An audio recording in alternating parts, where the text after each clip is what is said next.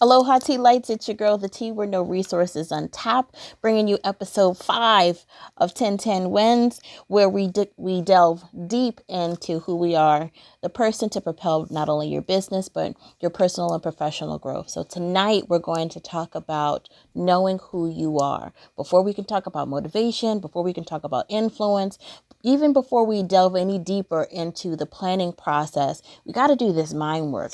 So tonight, I'm going to give you some foundational tools that are going to help you because I'm going to give you some homework. And then over the weekend, hopefully you'll be inspired to take some initiative and do some of these assessments to kind of understand who you are as a person. Understanding who you are will ultimately help you to be able to be a better communicator, a better listener, to be able to understand people differently. It'll make you more empathetic.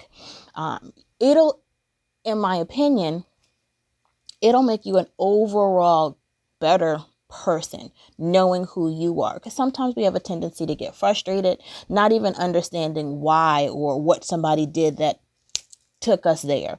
But this is a beautiful opportunity for you to develop the skills necessary to understanding who you are. I'll give you an example. When you want to talk about love languages, right? I realized teaching this to my children, my daughter has started to manipulate it for me. My love language is words of affirmation. So not that I constantly need my ego stroked or different things of that nature, but because I am a servant and I have a servant's heart, it is important for me to know that I've done you well. Did I do what it is that you needed, or did I do what you asked me to do the way you wanted it done? And knowing that much about me, and if I could tell that to somebody, then if I'm consistently, or if I'm asking for, hey, are you okay? Or did you do that? I'm looking for checkpoints about that. Not that I'm being aggravating or a nuisance. Does that make sense? Okay. It'll help you within your relationships. So understanding what your love language is. So we can talk about relatively quickly what the 5 love languages are. Words of affirmation, quality time, acts of service, physical touch, and receiving gifts. Those are the 5 love languages. There are a myriad of different assessments that you can do to figure out what yours are and what sequence. Because we could, if you think about us as a whole person, we're a little bit of everything, but something has a more dominant feature. Speaking of dominance, let's talk about your personality.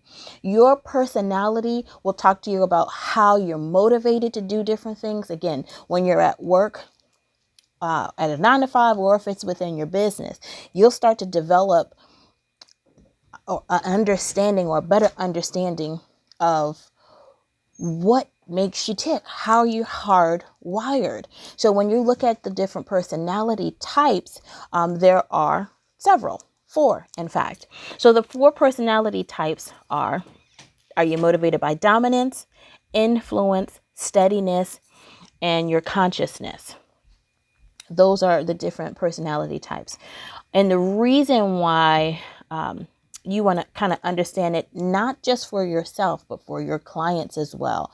You may have a client, have a client that I'm working with right now, has a total D-type personality. And I realized that early on in our conversation that's who they are. And they may come across as bossy, but it's just that kind of authoritative thing that this person exhibits. So instead of being confrontational or combative, what I've learned how to do is, okay, what do I need to do in order to get what this client needs done?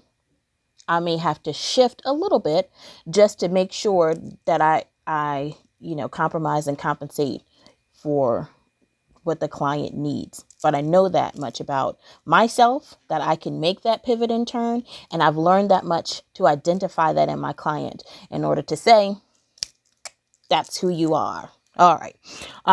So you have, the influence, the steadiness, and the consciousness. So I know my personality type. And again, there are so many different activities or assessments that you can do.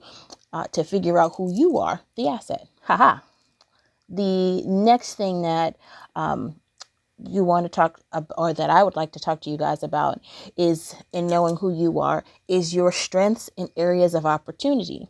We're not perfect. We're not. But you could be dang good at something in particular. And that thing is what you might want to learn how to monetize and how to really package to deliver that thing. And those things that you're not so good at, that's what hiring a team is for. So I would strongly encourage you to do like a strength finders assessment to understand how, even when you're working for someone else, but it helps you to, if you've ever heard the expression, I know all of my HR people over there are going, yeah, but manage your manager. Because if you know what your areas of opportunity are, when they're asking you to write out your evaluation for the year, you can simply say, it takes me longer to do X, Y, and Z because of my, over obsession with attention to detail, whatever the case may be. You could be able to help your leadership team better manage, you, without there being any type of issues. Okay, so get excited about that. Now, to do that kind of assessment, there are 34 different characteristics there, so I'm not going to go over all of them. I will, however, provide you with a link to the resource where you can do it. Some of these assessments are free. Some of them are worth the investment. You are worth the investment. So I would strongly encourage you to kind of look at those things too. And the last thing that I'm going to talk about, last but certainly not least, are your spiritual gifts. And the Bible says that there are seven different gifts, spiritual gifts. And I kind of wanted to talk about those. So there is the gift of wisdom, understanding, counsel, fortitude, knowledge, piety, and the fear of the Lord. So having a clear understanding of who you are as a whole person, the whole you, will help you to be able to identify your wins.